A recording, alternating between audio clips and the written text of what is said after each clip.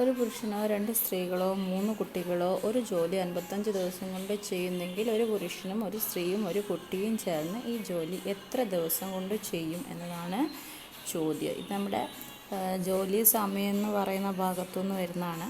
Important ആണ് ഈ ഭാഗം. സോ നമുക്കതെങ്ങനെയാണ് ചെയ്യാമെന്ന് നോക്കാം.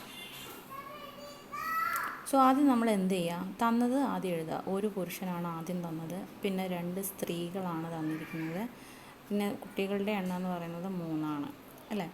ഇനി അടുത്ത് രണ്ടാമത്തത് എഴുതാം. രണ്ടാമത് തന്നെഴുതാം. അതായത് ഒരു പുരുഷൻ, ഒരു സ്ത്രീ,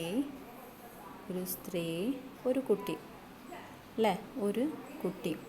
സോ ഇവരെല്ലാവരും കൂടെ ചെയ്യുന്ന ജോലിയുടെ ദിവസം എന്ന് പറയുന്നത്, ഒരു ജോലി 55 ദിവസം കൊണ്ടാണ് ചെയ്യുന്നത്. ആകെ ജോലി ചെയ്യുന്ന ദിവസം എന്ന് പറയുന്നത്